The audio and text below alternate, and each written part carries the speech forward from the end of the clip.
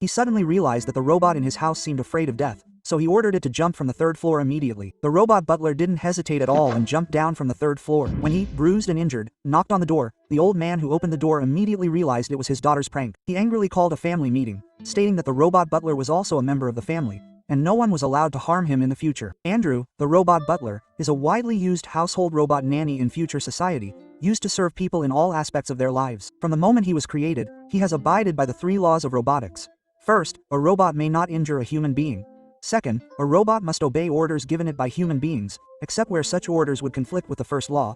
Third, a robot must protect its own existence as long as such protection does not conflict with the first or second law. However, from the first day Andrew came to this house, the eldest daughter and the wife showed strong dislike for Andrew. The wife felt very uncomfortable being stared at by him during meals, and the eldest daughter also disliked Andrew's clumsy movements, thinking he was incredibly stupid, and would prank him from time to time. Only the second daughter, Cindy, was very kind to him. Under the strong insistence of the head of the family, the old man, Andrew was finally allowed to stay in the house. As the days went by, he gradually developed feelings. While cleaning, he was supposed to kill the spider on the spiderweb, but for some reason, he defied his instincts and spared the spider's life, and would even help the old man. Whenever he was with the 2 young ladies, he couldn't help but observe them, then use his powerful computing abilities to predict the outcome. Even after being teased by the eldest young lady, in order to maintain family harmony, he would silently endure everything each time. That day, while Andrew was playing with the 2 young ladies on the beach, due to his lack of dexterity, he accidentally broke the second young lady's favorite toy, a crystal pony. Seeing that her beloved item was irreparable, the second young lady, for the first time, uttered the words of a spoiled child, "I hate you." This made Andrew feel extremely guilty. Unintentionally, he glanced at a tree trunk not far away, and a bold idea instantly came to him. That night, he stayed up all night flipping through books in the library,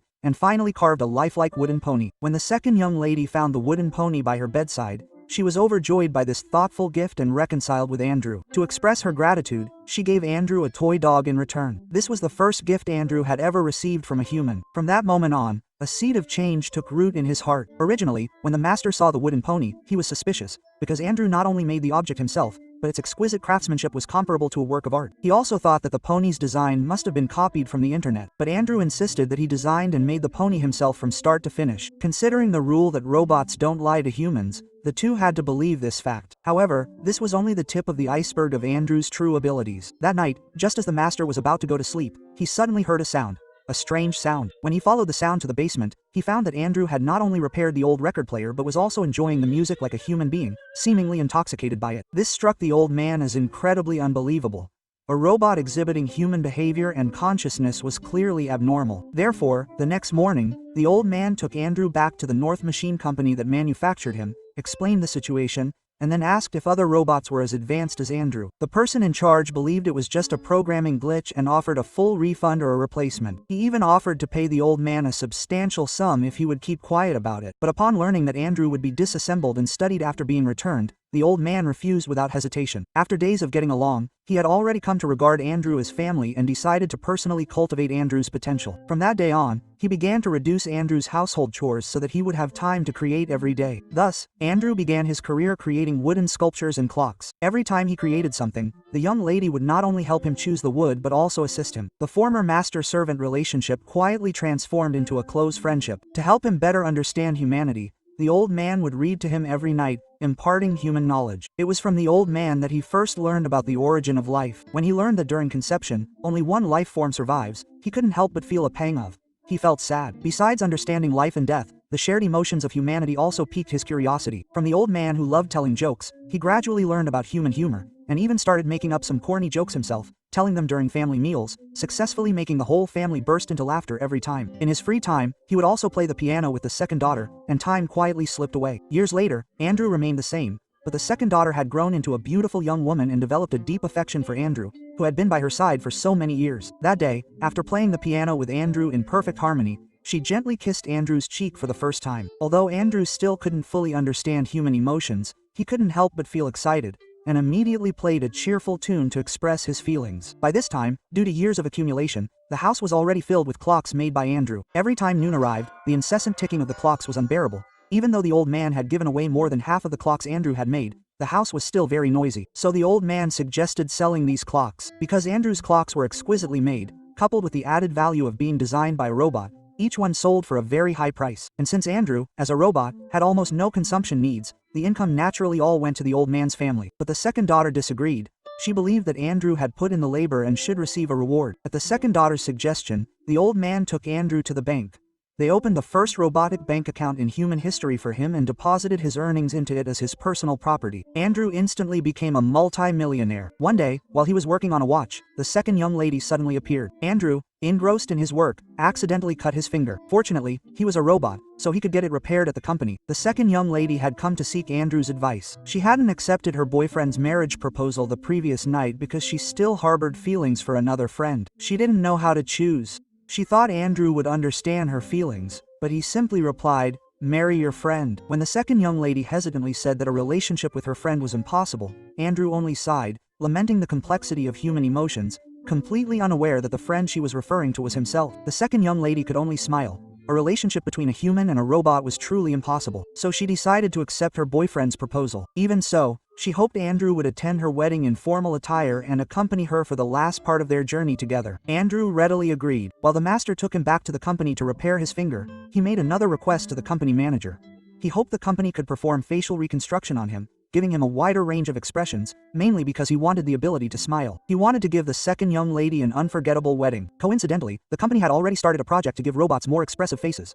The research on robots possessing human expressions was only pushed forward due to public pressure in order to bring it to the market, and the cost of private customization was extremely high. Others thought that Andrew would give up after learning the cost of the modification, but they didn't expect that the so-called expensive cost was only Andrew's income for 1 month. After the modification was completed, Andrew, with his improved appearance, appeared at the second young lady's wedding and gave her a blessing smile. But for some reason, as he watched the second young lady's receding figure, a faint sadness inexplicably welled up in him. That night after the wedding, he and the old master watched the entire wedding video of the second young lady. When he heard the old master sigh, "People will never stay in the same place, but only you will live forever," Andrew suddenly realized that the old master had been heavily weathered by time and was no longer the vibrant person he once was, while he himself remained unchanged. The only thing that had changed was that his core program seemed to have acquired more human emotions. 12 years passed in the blink of an eye. Now the second young lady has 2 children. Her eldest son, Roy, dislikes Andrew very much, just like the eldest young lady, and often takes pleasure in tormenting Andrew. Although the second young lady repeatedly emphasized, "Andrew is our family," Roy still went his own way, which made Andrew a little angry. Now he is no longer as mechanical and cold as before,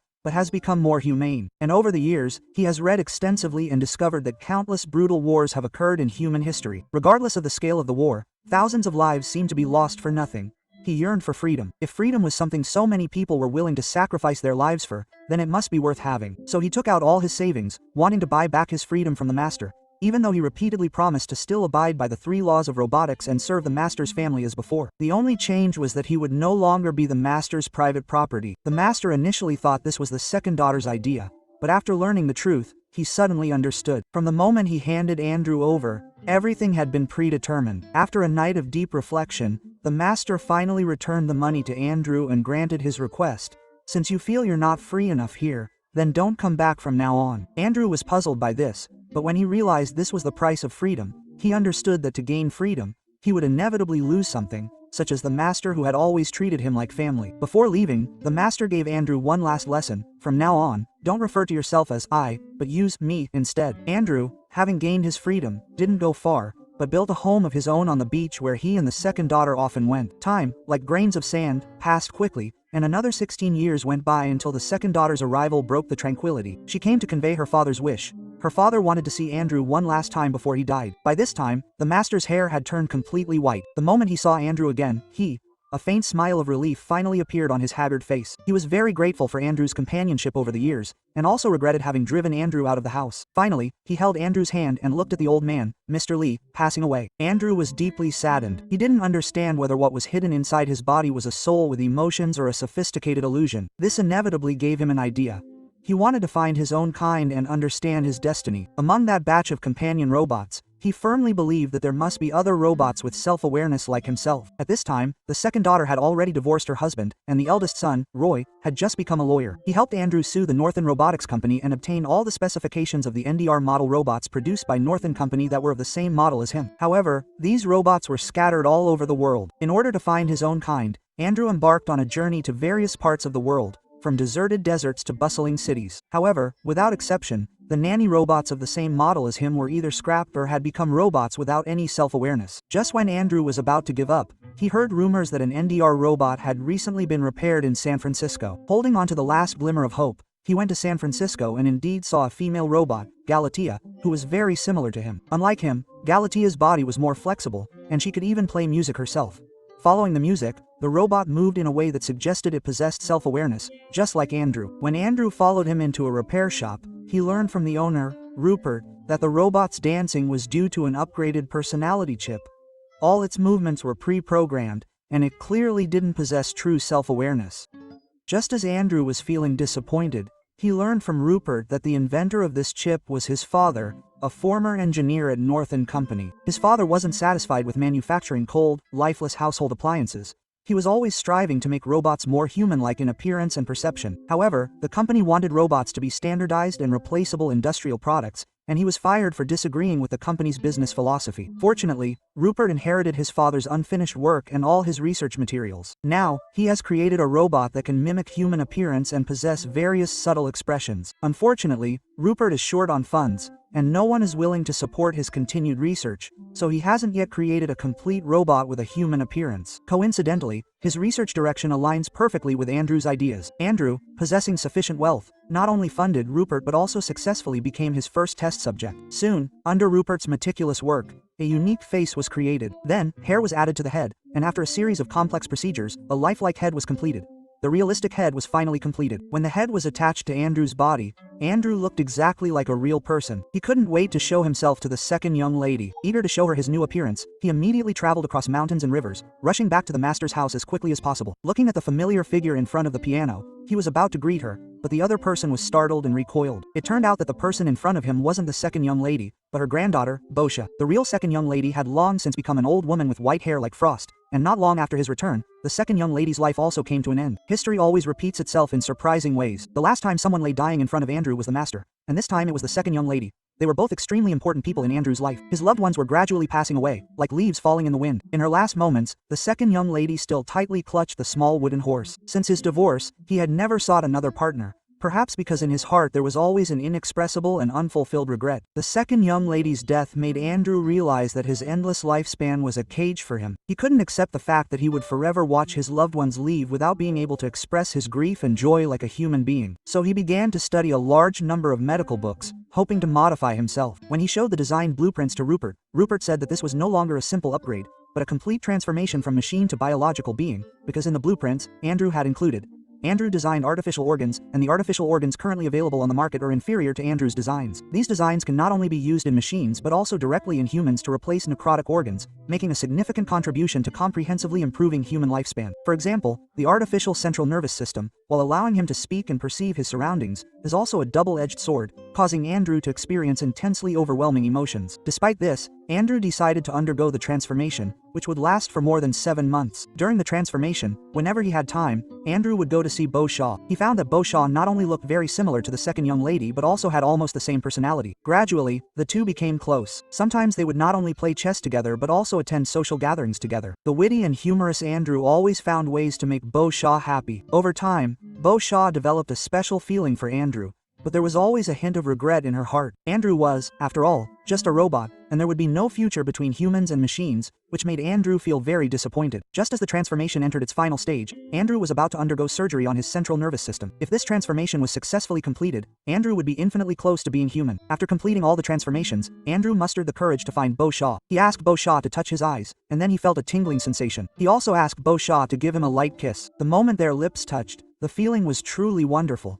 It was too late, unfortunately. When Bosha told Andrew, "I'm about to get married," Andrew remained cold and indifferent, even wishing Bosha happiness. This greatly displeased Bosha. "If you truly cared about me, you should stop me from getting married. You need to learn to listen to your inner voice." Quote. Bosha had made it very clear, but Andrew still didn't understand. He didn't understand what inner voice meant. To figure this out, he secretly removed Galen's personality chip, causing Galen to lose all his artificial personality and revert to his most primitive, basic state, becoming a cold, temperamental mechanical spirit. He even knew that his mother was secretly working as a surrogate. This farce continued for several days, finally ending when Rupert reinstalled Galen's personality chip. A week later, Bosha's engagement ceremony was held as scheduled. She invited all her relatives and friends, but not Andrew, leaving him and Rupert to secretly watch from the corner. He kept mocking Bosha's fiancé, saying he looked like a bloodsucker, clearly showing his jealousy. This also indicated that he had developed human emotions and directly expressed his inner voice. The heartbroken Andrew wanted to drown his sorrows in alcohol like a human, but he couldn't. This was simply because he lacked taste buds. Even drinking liquids would cause a short circuit. However, Rupert once again gave Andrew hope. He said he could create artificial organs for Andrew. If successful, it would not only allow him to experience taste, he could taste the food and even enjoy the rain, the only drawback being his inability to procreate. But that was enough for Andrew. After he eagerly completed the transformation, he took Bertha to the church. He had watched the second young lady get married there, and now Bertha would spend the rest of her life there. He didn't want to be responsible again. This time, he decided to follow his heart and bravely expressed his love for Bertha. Under Andrew's sincere plea, Bertha accepted his proposal, and that night they spent a wonderful night together. This was Andrew's first experience of romantic love, and the feeling was simply amazing. In addition, the taste of the food also surprised him. While he was enjoying all the beauty of the world, his relationship with Bertha faced much opposition. People didn't accept their love, but Andrew naturally refused to compromise. He continued his experiments with artificial organs and even filed a lawsuit with the World Court, hoping that society would accept his relationship with Bertha and, more importantly, acknowledge that he was also human. At this time, Andrew was already an authority in the field of artificial organs, not only helping countless people escape the torment of illness, but also helping humanity achieve a certain degree of immortality. He had many supporters in his endeavors, but the judge felt that no matter how similar his appearance was to humans, from a genetic standpoint, he still didn't belong to the human species. Because while people could tolerate immortal robots, they absolutely could not accept an immortal being. For humanity, this would stir up anger and extreme emotions in people's hearts. However, this verdict did not affect the relationship between Boscia and Andrew. The two remained close companions for many years, during which Andrew never gave up on appealing the decision. By the time Boscia reached old age, her once beautiful face was covered with wrinkles. In contrast, Andrew, though nearly 200 years old, showed no signs of aging. He hoped Boscia would accept artificial organs and live forever with him, but she refused. She believed that everything in the world followed natural laws, and that humans should abide by the natural cycle of birth, aging, sickness, and death. Her words plunged Andrew back into contemplation about the meaning of life. In a daze, he remembered what the old man had said: "Humans will never stand still. Only you will live forever." Over the years, he had personally bid farewell to the old man and the second young lady. If he were to witness the death of his beloved again, he couldn't imagine the pain. Only at this moment did he finally understand that life is never an isolated entity.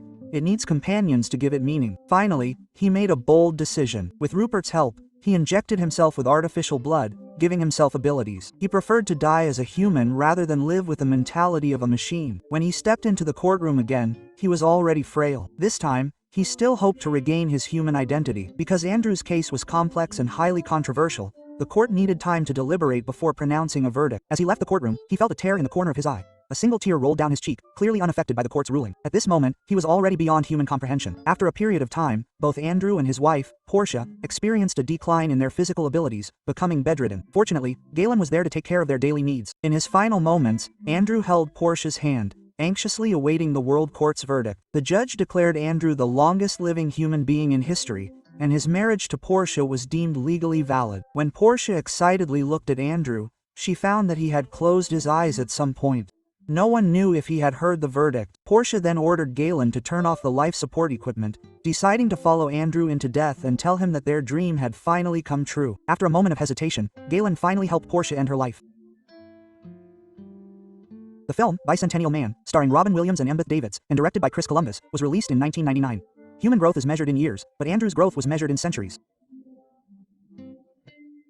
From a machine following instructions to an individual with self-awareness, and then to a being yearning for recognition, there was no pre-programmed path for him. There was only a soaring journey of self-discovery. He learned to sculpt not because of instructions, but because he saw the hidden beauty in the wood. He fell in love not because of a program, but because he felt the stirring of his heart. When he chose to modify his body to experience human senses, willing to give up immortality to be recognized as a person by law, he further demonstrates through his actions that humanity is not solely the prerogative of flesh and blood, but rather an active pursuit of the meaning of life. What Andrew pursued for 200 years was merely the recognition of his human rights. How poignant and how true this is. Perhaps each of us lives within various forms of recognition. When external definitions conflict with self-perception, do you choose to conform or resist? Andrew provides a precise answer. He still chooses to follow his heart. Ultimately, the moment he gains his human rights is also the beginning of his life's true meaning. But this is a subtle touch in the film. This scene tells us that the value of life lies not in its length, but in its depth. The brilliance of humanity is not in its eternity, but in choosing to love despite knowing its limitations. When he stops breathing while holding the dwarf, what we see is not the breakdown of a machine, but the perfect completion of a full life. Andrew proves with his life that love is not exclusive to humans, but a common yearning of all awakened consciousness. In this era of AI's rise, when machines are becoming more and more like humans, do humans still remember what it means to be human? Perhaps each of us is, in a sense, a machine, programmed by social norms or bound by identity labels. But the moment we decide, like Andrew, to stop being a machine, we become flesh and blood beings with love and pain, with moments of joy and sorrow. Because ultimately, it is not the body that defines humanity, but the choices of the soul. Okay, that's all for today's movie sharing. Please like, comment, and share. I'm Shark, and I look forward to seeing you next time.